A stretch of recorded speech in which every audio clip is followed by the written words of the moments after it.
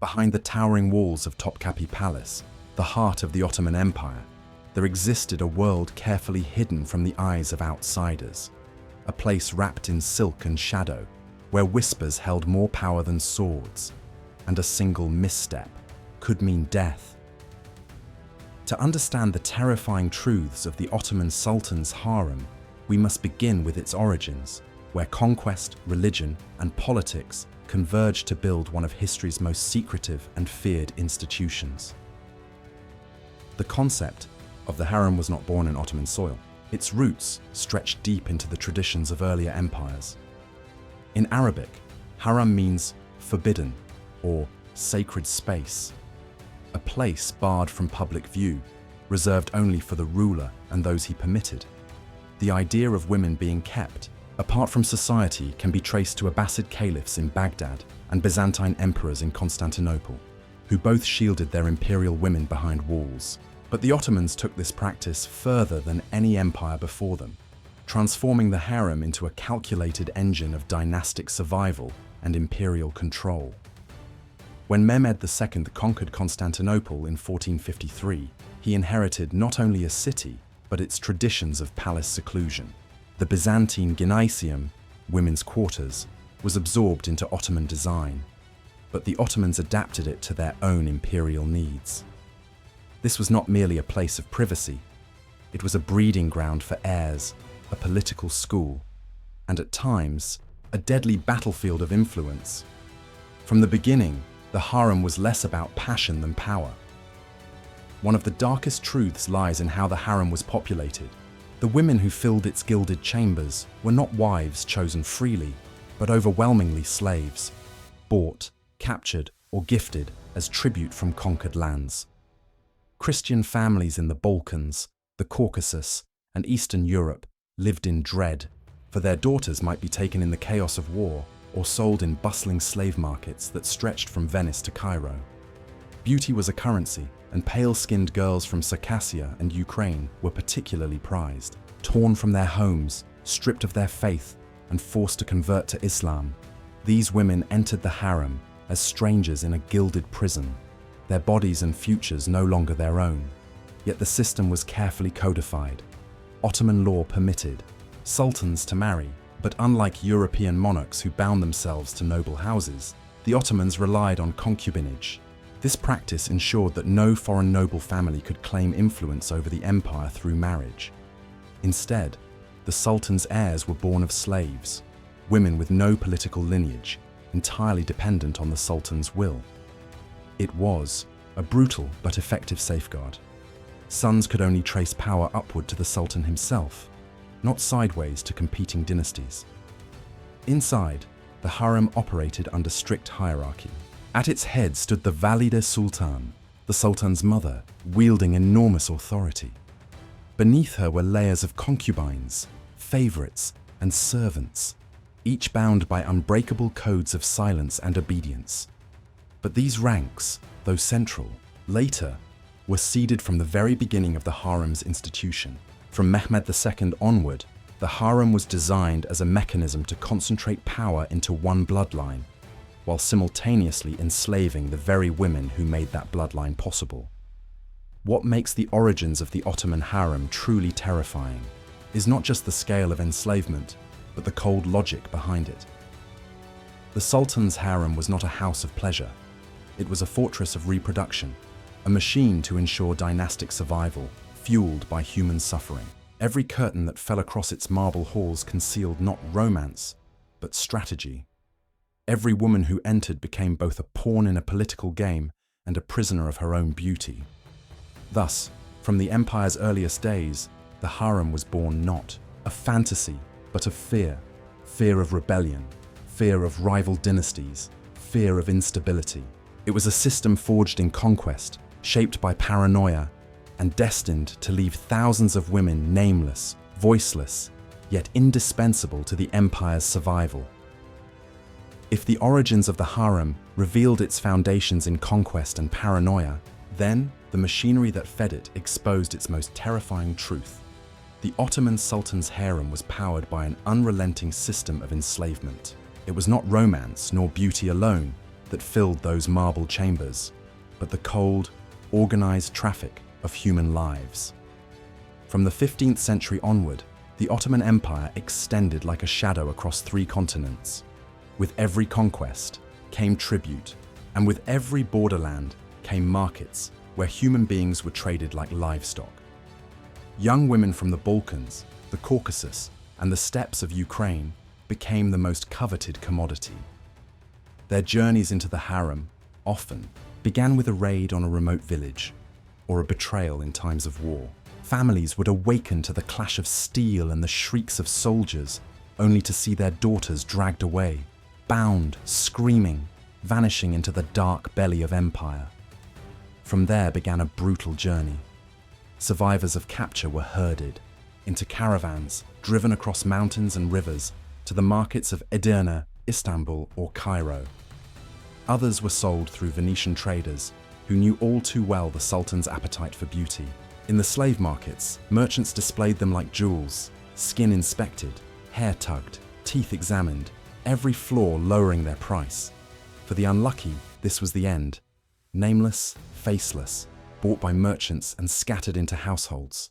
But for the select few deemed worthy of imperial interest, the path led to the gates of the Topkapi Palace.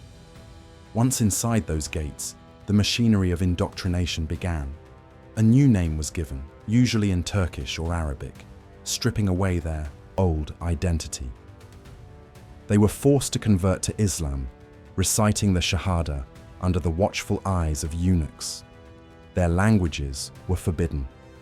They learned Ottoman court etiquette, Islamic prayers, and the art of obedience. Every trace of their old life, their parents, their homeland, their childhood, was methodically erased.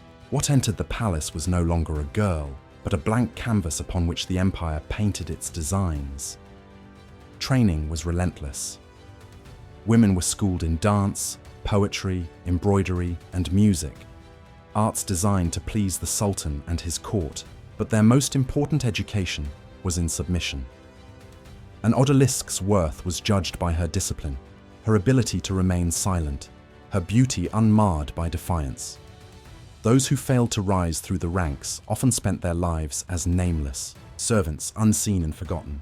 Those who succeeded learned another cruel truth. Advancement brought not safety, but exposure to far greater danger. Unlike European monarchs, the Ottoman sultans rarely married noble women. To marry into another dynasty would mean sharing power, weakening the sultan's grip. Instead, the empire relied almost entirely on concubinage, a system in which enslaved women bore heirs. This was a deliberate strategy. By producing sons with women of no political ties, the sultan ensured that every thread of loyalty led upward to him alone. No foreign in-laws could whisper in the palace halls. No rival dynasty could lay claim to Ottoman blood. The machinery of enslavement thus became the machinery of empire itself. But the system was not just about reproduction. It was about control. Eunuchs, castrated men taken from Africa or the Mediterranean, were placed as guardians. Their mutilation was both a mark of cruelty and a tool of trust. Stripped of their manhood, they were seen as safe custodians of the Sultan's women. In reality, they held immense power, policing the women with ruthless authority. Every word spoken, every glance exchanged, passed through the watchful eyes of eunuchs. The harem was not merely walled in marble. It was caged by human overseers, loyal only to the throne. And what of choice? There was none. A woman's fate inside the harem depended on her beauty, her cunning, and the sultan's fleeting desire. To catch his eye might mean elevation, jewels, silks, perhaps even the title of Kardin or favorite. But it also meant stepping onto a battlefield of rivals, where poison could be slipped into sherbet and allies turned to enemies overnight. For every woman who rose, dozens languished in silence, their youth spent in a prison of luxury, their names erased from history. This was the terrifying genius of the Ottoman harem. It was not chaos, but design, a carefully maintained system of capture, indoctrination, and control. Each stage abduction, enslavement, conversion, training, was a cog in a machine that ensured the Sultan's dynasty thrived while its victims disappeared into anonymity. The gilded chambers of Topkapi may have glistened with gold, but they were built upon the bones of stolen lives. If the machinery of enslavement fed the harem, then hierarchy was the mechanism that kept it running. Behind the lattice screens of the Topkapi Palace, the harem was not a shapeless mass of captives. It was a meticulously ordered society, with strict ranks, iron rules, and deadly rivalries. The women inside may have been stripped of their freedom, but they were not stripped of ambition. And within this hierarchy, ambition could be as lethal as any blade. At the very bottom were the odalisques, the newest recruits, the nameless girls brought in from slave markets and borderlands. They were the servants, tasked with chores, with cleaning, with running messages. Most would never rise above this level. For them, the harem was not a glittering world of silks, but a prison of endless servitude. They were invisible, voiceless, shadows moving through marble corridors. And yet every odalisque carried within her a spark of possibility, the faint, dangerous hope that she might catch the Sultan's eye. Above them were the concubines. These were women trained, polished, and prepared for the possibility of sharing the Sultan's bed. They were no longer mere servants, but candidates for intimacy, and therefore candidates for power. Their lives became a daily performance, beauty preserved, manners perfected, obedience displayed at every moment. But entry into this rank was as dangerous as it was coveted. To attract the Sultan's favor meant climbing out of obscurity, but it also meant stepping into a battlefield of rivals who would do anything to remain his chosen favorite. Among the concubines, a few were elevated to the rank of Iqbal, or favorites. These women enjoyed special privileges, private chambers, fine clothing, and attendants of their own. Their proximity to the Sultan gave them influence, but also made them targets. History is littered with tales of poisonings, whispers of midnight, drownings, and sudden disappearances. In the harem, every smile concealed suspicion, every friendship masked rivalry. To be loved by the Sultan was to be hated by everyone else. At the very top of the concubine ranks were the Khadins, the official consorts of the Sultan. A Khadin held semi-formal status, with allowances, power over other women, and above all, the possibility of producing heirs. To give birth to a prince was to secure a form of immortality, but it was also to enter into the cruelest of games. For every child born, another woman's child became a rival. Princes raised within the harem were not brothers in love, but competitors in a bloody race for the throne. A mother's survival depended not only on her own standing, but on her son's destiny. Above all others loomed the figure of the Wielded Sultan, the Sultan's mother. She was the ultimate authority, the matriarch whose word carried more weight than any vizier. Protected by her sacred status as the mother of the ruler, she commanded vast wealth, supervised the harem's discipline, and often played a decisive role in politics beyond the palace walls. To cross her was to invite destruction. In some eras, the Wielded Sultan effectively ruled the empire from behind a curtain, while her son was a mere puppet. But it was not only the women who enforced the hierarchy. Standing watch, silent and ever-present, were the eunuchs.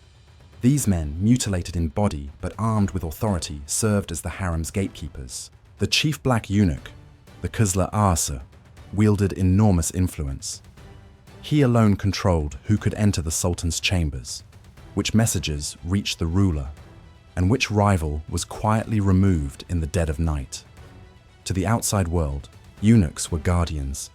To the women inside, they were jailers, executioners, and spies.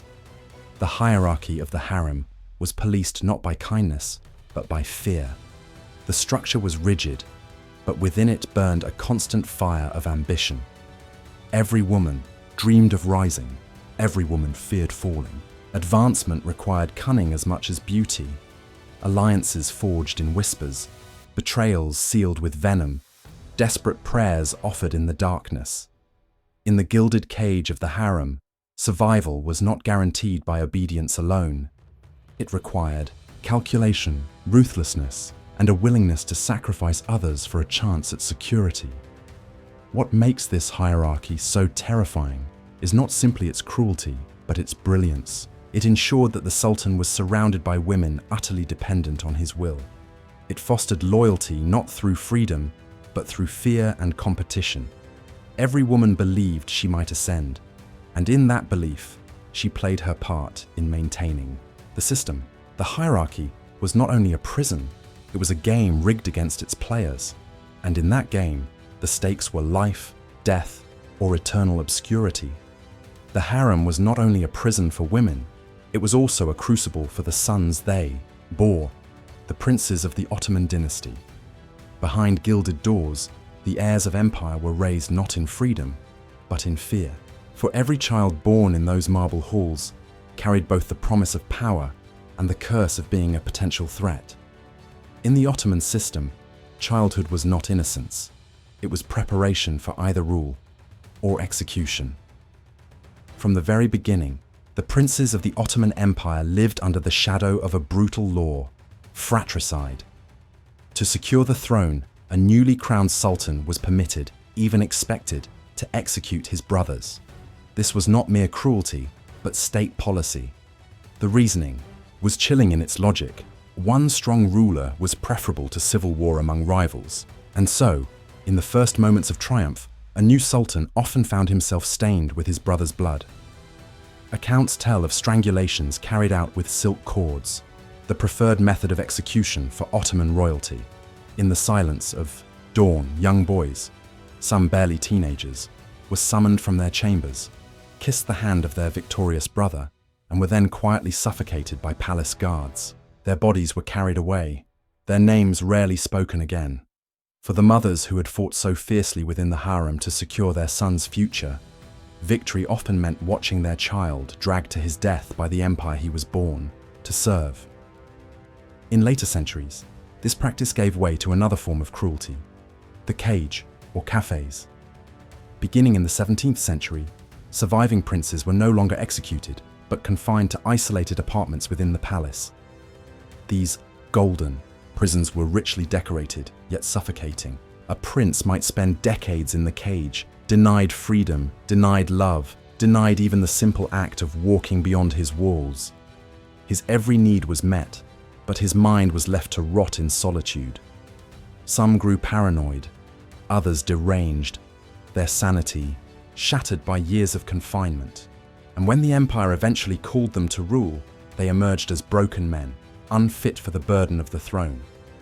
The psychological toll was devastating. Imagine a boy raised among silks and servants, yet knowing each morning that his older brother's death could bring him sudden freedom or sudden execution.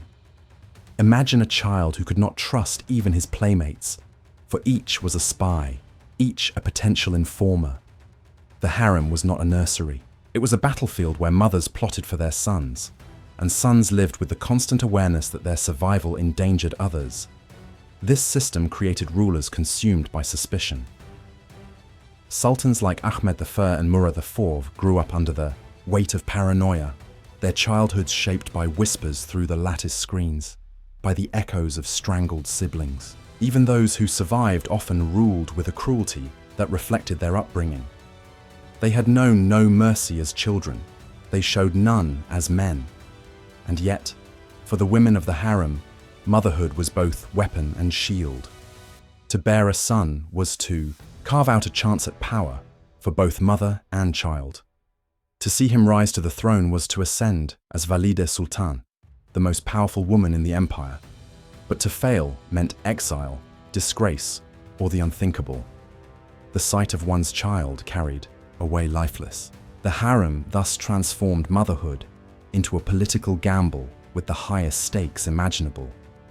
The cradle and the coffin lay side by side. In this way, the children of the harem were never truly free. They were born into a world where love was poisoned by ambition, where family ties were severed by silk cords, and where survival was determined not by innocence, but by power. The empire called them princes, but in truth, they were prisoners, living sacrifices to the machinery of fear that kept the Ottoman dynasty alive. the harem has long been wrapped in a haze of exotic myths. Western travelers spoke of sensual paradises, of endless pleasures behind the veiled screens. Painters imagined women reclining on silk cushions, bathed in incense and music, waiting for the Sultan's command. But the truth, as always, was far darker. Behind the fantasies of outsiders lay a world where pleasure was carefully controlled, where indulgence could turn to punishment in an instant, and where taboo was as much a weapon as desire. At the heart of this system was the Sultan himself, the sole man permitted full access to the women of the harem, yet even he was bound by rules. The Sultan's body was not his alone, it was the vessel of empire. His pleasure was inseparable from duty, for every encounter had a political consequence. To choose one woman as his favorite was to elevate her, to arm her against rivals, and to risk igniting a war of jealousies within the harem. To neglect others was to reduce them to obscurity, or worse. The rituals of intimacy were veiled in secrecy. An odalisque who caught the Sultan's eye might be bathed, perfumed, dressed in jeweled robes, and escorted to his chamber by eunuchs. For her, that night might mean survival, even power, but it might also mean rejection the next morning. Her value discarded as quickly as it was elevated. In the harem, pleasure was never innocent. It was currency, weapon, and trap all at once. Yet alongside these rituals were punishments as severe as any battlefield execution. Disobedience, infidelity, or even rumors of betrayal were met with swift and merciless justice. Women accused of betrayal were sometimes tied into sacks, weighted with stones, and cast into the dark waters of the Bosporus, drowned silently beneath the moonlit waves. Their deaths were unmarked, their bodies washed away, their names erased. To sin against, the Sultan was to vanish as if one had never existed. Even those who remained obedient were not spared the dangers of excess. The harem was a place of indulgence in every form. Rare perfumes from Arabia, silks from China, jewels from India. Food itself became a theatre of temptation. Dishes of exotic fruits, sherbet spiced with saffron, and sweetmeats soaked in rosewater filled the tables. But each bite carried the risk of poison, for ambition often travelled through the very vessels of pleasure. A goblet of wine, a spoonful of sherbet, any could conceal the end of a rival's ambitions. There were darker whispers still. Rumours of drug use, hashish, opium, circulated in courtly gossip. Music, dance, and intoxicants sometimes blurred into nights of decadence where the Sultan sought escape from the burdens of rule. But indulgence came at a cost. Addiction eroded rulers, paranoia grew, and the line between dream and reality blurred. What outsiders saw as luxury was, in truth, often self-destruction hidden behind curtains of gold. And yet, perhaps the greatest taboo was not indulgence, but desire itself. The women of the harem were meant to exist only for the Sultan. Their bodies were guarded, their lives policed. A forbidden glance at a guard, a whispered word exchange with another man. Such things, if discovered, meant certain death. The harem was a world in which love, natural and human, was a crime punishable by erasure. Passion was permitted only when sanctioned by the Sultan. Anything else was treason. This paradox, the coexistence of lavish pleasure and brutal punishment, is what makes the harem so haunting. It was a place where silk pillows lay beside execution cords, where music might mask the cries of the condemned, where beauty was always balanced on the edge of terror. The forbidden pleasures were not simply indulgences, they were traps set by power itself. To taste them was to risk annihilation. For centuries, the harem was portrayed as a silent prison for forgotten women, but in truth, its silken veils often concealed a political battlefield more dangerous than any war front. Within its walls, women learned to manipulate, to plot, to poison, and to rule from the shadows. And at the height of Ottoman power, these women stepped from behind the curtain and seized influence in an age history remembers as the Sultanate of Women. The 16th and 17th centuries marked the zenith of this hidden empire of intrigue, as weak or distracted sultans ascended the throne. men broken by the cage or consumed by pleasure. The harem's women filled the vacuum. The wielded sultan, the sultan's mother, became the true sovereign. With access to her son's ear, control over the princes, and vast wealth at her disposal, she could dictate appointments, broker alliances, and even determine the fate of empires. But the wielded was not the only power. The sultan's favorites, concubines elevated by beauty, cunning, or sheer chance, often emerged as deadly players in the palace chess game. They wielded influence not through official office, but through the intimacy of the sultan's bed. Every whisper in the night could change the course of a reign. Every embrace could shift the empire's destiny. One of the most notorious figures of this era was Harem Sultan, better known in the West as Roxolana. Born as a slave girl of Ruthenian origin, she rose from obscurity to become the legal wife of Sultan Suleiman the Magnificent, a scandal in itself, for sultans traditionally avoided marriage. Hürrem's intelligence and ruthless ambition transformed the harem into her stage. She maneuvered her sons into positions of power, orchestrated the downfall of rivals, and ensured her bloodline would dominate. Her hand is suspected in the execution of Suleiman's firstborn heir, Mustafa, a prince beloved by the army, but feared by Hürrem as a threat to her own sons. Through whispered counsel and strategic seduction, she reshaped the empire from within her chambers. Following her footsteps came Ottoman Sultan, perhaps the most powerful woman in Ottoman history. As wielded Sultan, she guided the empire during the reigns of multiple sons and grandsons. Known for her sharp intellect and cold pragmatism, Ottoman commanded loyalty from viziers, controlled the imperial treasury, and plotted assassinations with the precision of a general. She elevated allies and destroyed enemies, ruling the empire from behind the lattice screens for decades. But power inside the harem was never eternal. Ottoman herself fell victim to the same cycle of intrigue she had mastered, strangled by eunuchs, allegedly at the order of her own daughter-in-law, Ottoman Sultan, who sought to seize the throne's invisible crown for herself.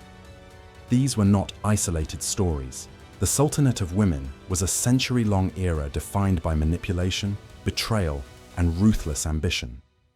Wielded sultans and powerful concubines directed foreign policy, arranged marriages for their children, and even influenced wars. At times, ambassadors from Europe petitioned the women of the harem as if they were monarchs in their own right, recognizing the true seat of power did not always rest with the sultan, but with the woman closest to him. The methods of control were as brutal as they were subtle. Rivals were poisoned at feasts, drowned in the Bosporus, or quietly strangled in their chambers. Alliances were forged through gifts, broken through whispers, and cemented through blood. Eunuchs served as the messengers and executioners of this shadow war, carrying secret orders at midnight, ensuring silence where resistance once existed. Behind every smile lay suspicion. Behind every silken curtain lay a dagger waiting to strike. What makes the Sultanate of Women so terrifying is not merely the violence, but the psychology of it. These women were captives, yet they became rulers. They were denied freedom, yet they commanded armies of servants and wielded the power of life and death. The harem inverted the natural order. A prison became a throne, and slaves became sovereigns. But power in the harem was always precarious, built on the shifting sands of desire, paranoia, and betrayal. To rule one day was to risk strangulation the next. In the end, the Sultanate of Women proved both the triumph and the curse of the harem.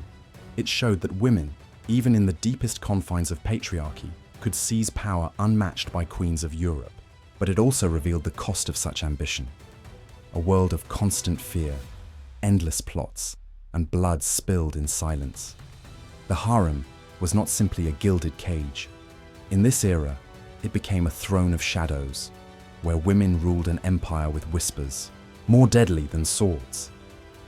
For centuries, the Ottoman harem stood as one of the most secretive and feared institutions in the world. Its silken curtains concealed slavery, ambition, and bloodshed, while its myths enchanted foreign imaginations. But by the 18th and 19th centuries, and yet, even in decline, the harem's image endured. To Western audiences, it remained a symbol of forbidden eroticism, a stage for fantasies of domination and indulgence. To modern Turkey, it became a source of discomfort, an institution, both central to imperial history and shameful in its brutality. Few nations are willing to confront such taboos openly, and so the harem lingers today in silence, at once mythologized, romanticized, and avoided. The collapse of the harem mystique is not simply the end of an institution, it is the unraveling of an illusion. For centuries, it was believed to be a paradise of pleasure, a hidden jewel of the East. But when its walls finally cracked, what emerged was not beauty, but decay. The harem was revealed for what it truly was: a prison built on enslavement. Its power evaporated, its survivors silenced, its memory distorted by outsiders who never knew its horrors. The Ottoman harem may have collapsed with the empire itself, but its shadow still lingers. For more than 4 centuries, it shaped the destinies of sultans, women, and princes.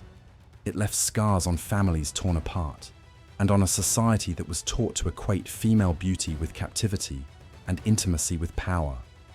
Even in silence, the harem whispers across time. Psychologically, it was a crucible of fear.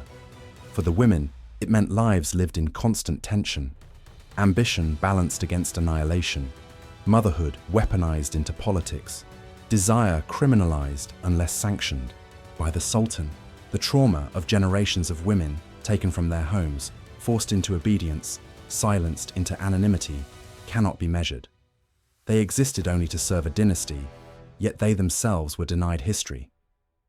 Their absence in the record is as haunting as their presence in the empire. For the princes, the legacy was one of paranoia. Raised in cages, denied normal childhoods, their identities were forged in suspicion and isolation. Many emerged broken, cruel, or incapable of rule. The harem produced heirs, but it also produced rulers whose instability mirrored the trauma of their upbringing. The cycle of fear and violence repeated itself across generations, binding the empire in a web of distrust. Culturally, the harem distorted the relationship between power and sexuality. It created a world in which intimacy was not personal but political, a commodity controlled, traded, and weaponized. This legacy outlived the harem itself. In Ottoman society, and later in Turkish memory, the harem became both fascination and shame.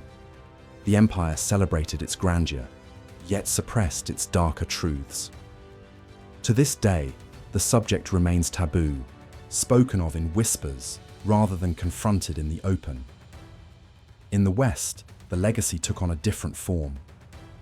European painters, writers, and travelers turned the harem into a fantasy, an eroticized paradise of indolence and desire. These Orientalist visions ignored the slavery, the fear, and the violence, reducing centuries of human suffering into a backdrop for Western imagination.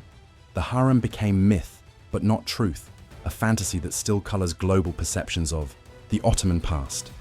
What makes the legacy of the harem so chilling is its duality. It was at once a site of power, where women could manipulate emperors, influence foreign policy, and rule from behind veils, and a site of oppression, where thousands of women and children lived and died in silence. It embodied the paradox of captivity and power, of beauty and terror, of love and death. The harem is gone, its walls now tourist attractions, its chambers silent, but the shadows remain. They remain in the cultural memory of Turkey, where the subject is often avoided. They remain in Western imagination, where fantasy often replaces fact. And they remain in the lives of those countless women whose stories were never told, whose voices were stolen, and whose existence was erased by time. In the end, the Ottoman harem was not a paradise of pleasure, nor a sanctuary of love. It was a gilded cage of fear, desire, and power, an institution that bound generations to its will and left behind only shadows. Its true legacy is not the silk and jewels of myth, but the haunting silence of those who lived and died within its walls.